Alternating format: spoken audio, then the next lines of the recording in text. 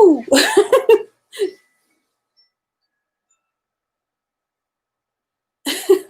I'm not sure if any of you saw the very beginning of that clip. I had framed up this new backdrop because I just felt like, showing off the fire, showing off the tree.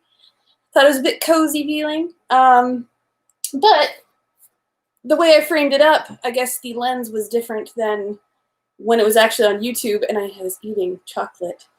And there was Lindor chocolate wrapper sitting in frame. I was like, whoops. So, yeah. But that's what we do at Christmas. We enjoy sweets and get cozy by the tree. But, yeah, thank you to those of you that were patient with me yesterday. And I just wanted to take a night off and just kind of watch some Christmas movies and be quiet and sleep. I really needed some sleep. It's a long week. So, because of that, we are going to do 2 stories tonight. Two. Yay! First story is going to be 101 Dalmatians, the puppy's first Christmas. So let's jump right into it, and then afterwards, we'll read a story about Robin Hood. Let's go. Go to sleep. Bye-bye.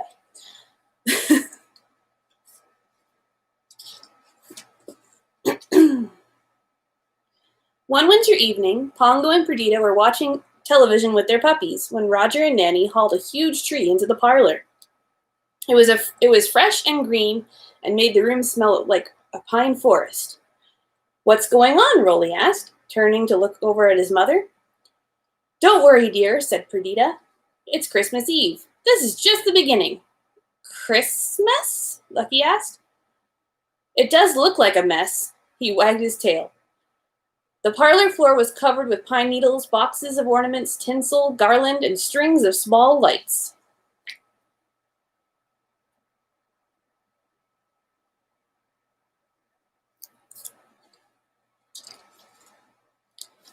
Anita was waiting in the parlor to help Roger and Nanny.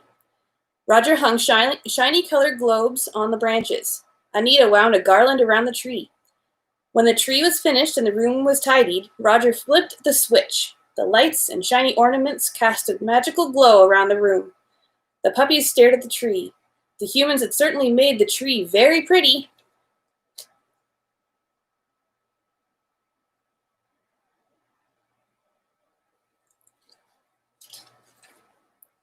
That night, Pongo and Perdita told the puppies all about Christmas. "It's a time when people show their families and friends how much they care for them," Pongo said. He explained how humans sent cards, baked cookies, and fruitcakes, and sang festive carols. "It may sound strange, but you'll grow to love the festive season," Perdita said. "Especially the beef bones left over from preparing dinner," Pongo added. "Bones?" Patch said, perking up. Perdita continued. "On Christmas Eve, after everyone's in bed, people sneak presents under the tree." "Presents?" all the puppies said at once. "Why do people put presents under the tree?" Pepper asked.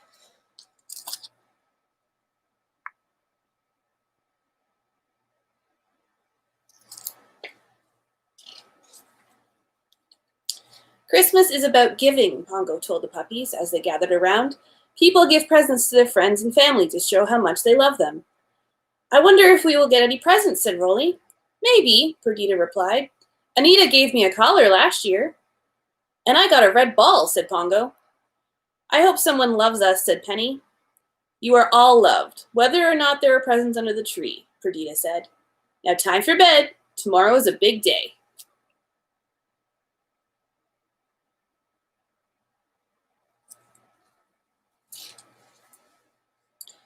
On Christmas morning, the puppies woke at dawn.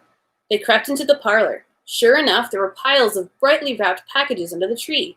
"We are loved!" Freckles cried. The puppies dove into the pile of presents. They tossed the packages around and ripped and tore the colored paper. "Christmas is fun!" Rolly exclaimed as he shook some wrapping paper out of his mouth. "Uh-oh. I don't know if those are for them."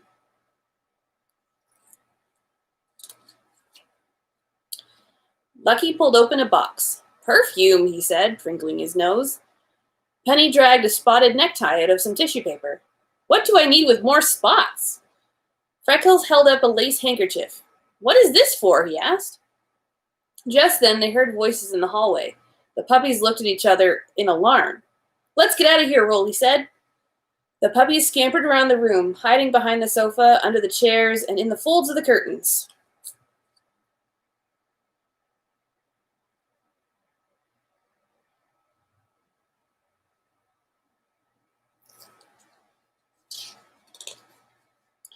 The puppies trembled when they heard Roger's footsteps. He stopped in the doorway. What on earth? He said. Anita walked up beside him. Oh, dear, she cried.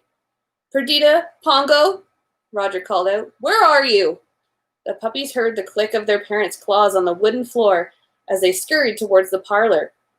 When they came into the room, Pongo went, woof, and Anita repeated, woof.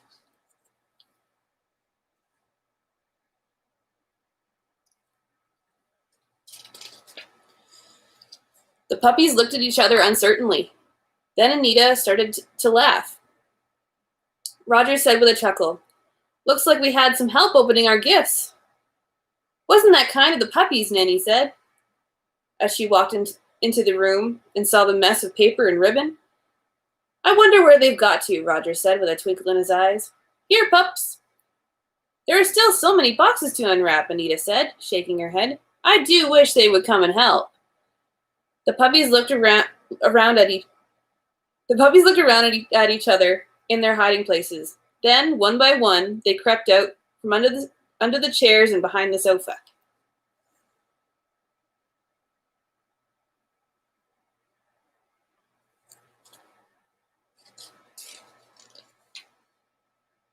They gathered around the tree, and Roger pulled more packages from under the branches. Go for it, boys and girls! The puppies tore into the bright wrappings and the tangled ribbons. They crunched cardboard and rolled around in crinkly papers. Patch hopped into an empty box to hide. When Lucky started to tear at the top of the box, Patch popped up with a playful woof. Pongo and Perdita looked at each other. Shall we join them? Whispered Pongo. This is their first Christmas, Perdita replied. Let them have their fun.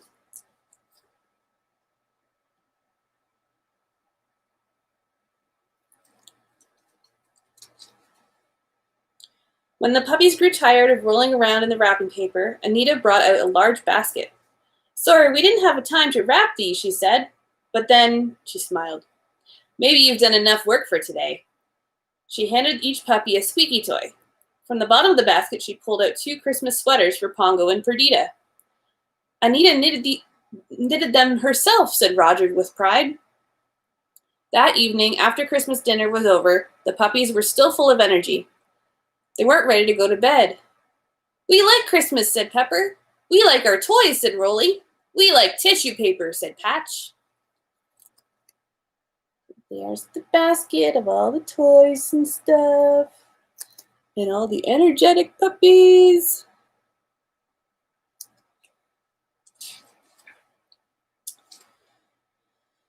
But remember what we told you about Christmas, Perdita asked.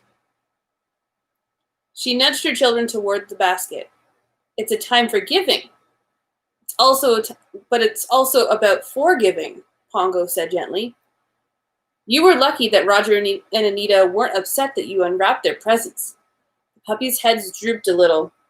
We're lucky we have 2 wonderful humans, Perdita said softly. That is the best present we could ask for. The puppies raised their eyes to their mother hopefully. Oh, look at their sweaters.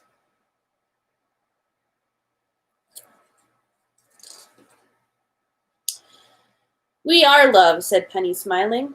You are all, each and every one of you, very loved, Perdita assured her children. And that's what Christmas is really all about, Pongo said, as the puppies drifted off to sleep. The end. So that was story number 1 for tonight. We've got 2. So, what? I can't find your video.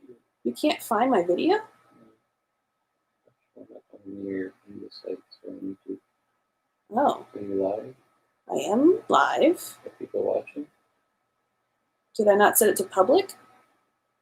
Go to my Facebook. It's not there. What? It's not on your Facebook. Anyway, I'm gonna read story 2 now. Here, give me your phone.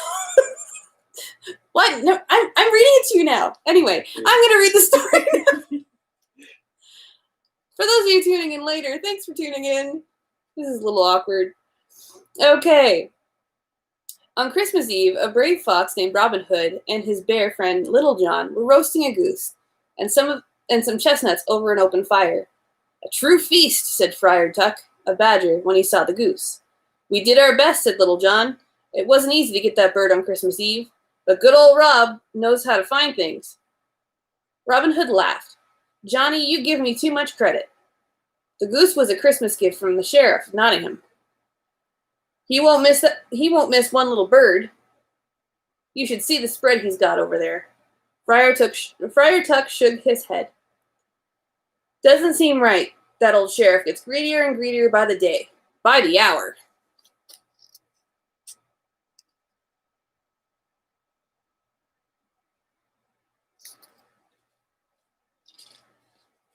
I don't think I can do anything here. Sorry, I'm just checking. Ah, that's why. Oh no. Okay, I said it's a public. Apparently it was set to private, which is great. That's super. So now people should find it on story 2. Oops. Okay, carrying on. Robin Hood thought about what Friar Tuck had said. When they sat down to dinner with Toby Turtle, Robin noticed everyone looked a little down. Something's not right, said Toby Turtle. Robin Hood nodded. He knew Toby was right, but he couldn't figure out what the problem was either. The goose tastes great, Toby said. It's just that. It's just that. I know what it is, Robin, Little John said. He looked sad. We took the day off to get ready for Christmas. The only thing we stole was the goose, Robin Hood replied. He couldn't believe he hadn't thought of all the poor people in Nottingham who didn't have anything to eat for Christmas.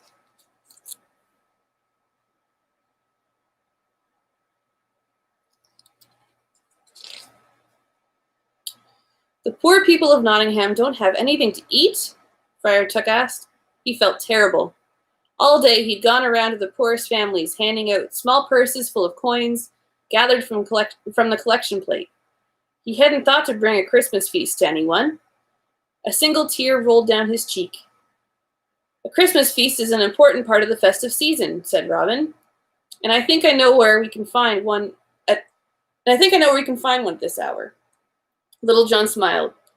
Who deserves a feast the least? He crowed. He knew exactly what Robin was thinking. The Sheriff of Nottingham, Toby said.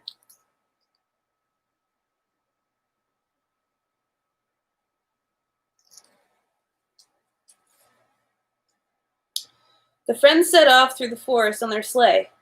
They were on their way to the sheriff's house. They knew they would have plenty of food to spare. When they reached the sheriff's home, they peered through the frosty window. Robin gasped at the sight before them. A Yule log blazed on the hearth. The tree twinkled with candles and gifts were everywhere. Steam rose from the large dining table.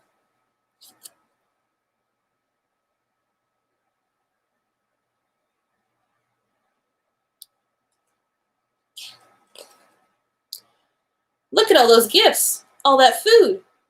I can think of a dozen families who would be grateful for just one item from that pile, Robin Hood said to Little John. I'll go to the front door and distract the sheriff. Johnny, you take the men inside. Bring the feast and presents out through the kitchen.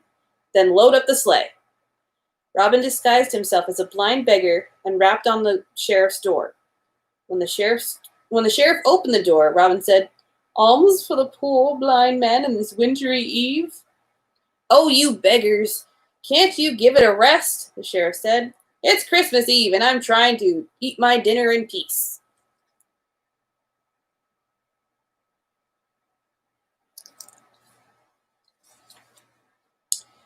The sheriff went to close the door, but Robin held it open. All the more reason to spare something, kind sir. Robin said.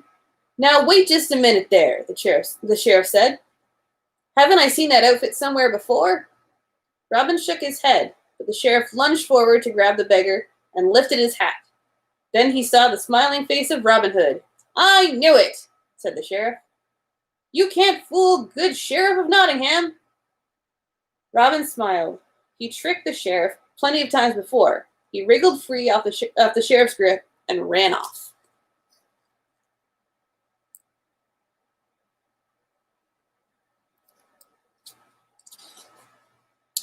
The sheriff chased Robin into Sherwood Forest.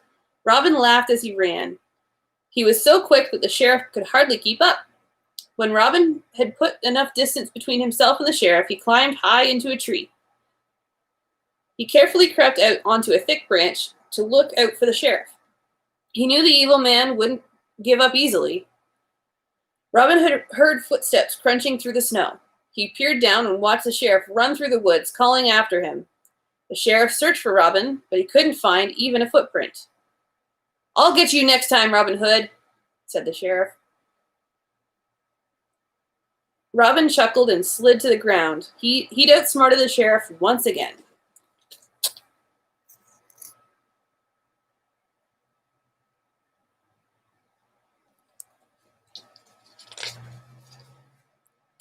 Meanwhile, Little John and the rest of the men had taken the sheriff's gifts and feast. They loaded their sleigh with brightly wrapped packages, roast turkey, and plum pudding. They even took a magnificent Christmas tree. Little John took hold of the front of the sleigh and started to run. Robin Hood soon caught up with his friends. There's no time to waste, he said. The sheriff is mad. We've got to get these gifts delivered before he takes them all back.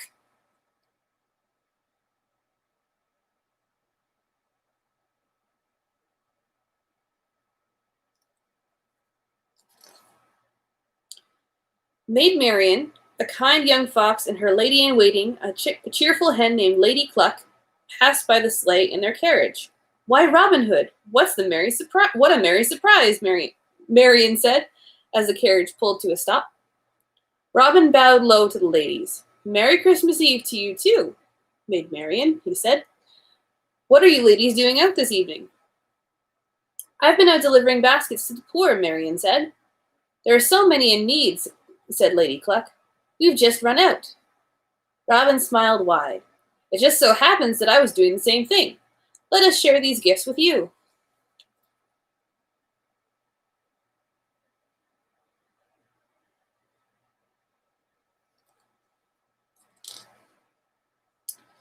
The sheriff's Christmas trimmings were safely tucked into the carriage. See you back in Sherwood Forest, Robin called, as Little John pulled the sleigh off to the woods. He stayed to hand out food and gifts with Maid Marian. When they finished, they headed for Sherwood Forest to join Little John and the others. Robin Hood couldn't help but feel that this had been the perfect Christmas. He'd given plenty of food and good cheer to the people of Nottingham. And he had the best gift of all, spending Christmas with Maid Marian. Oh, the end. Yay! So, for those of you just tuning in, there was a bit of a mix-up with my settings on the video, and it was unfortunately set to private for majority of the video. So, if you want to see the first story, which was the puppy's first Christmas with 101 Dalmatians, once this video is over, these videos are always available for replay, so just tune in that way, and yeah, you can hear what would have been yesterday's story. This weekend has been a bit of a challenge for these videos, but for those of you that have been watching, I really appreciate it, and I'm hoping it brings you and your family lots of Christmas cheer, because that's why it's here. So tune in tomorrow for our next Advent Calendar bedtime story. Have a good night, guys. Bye.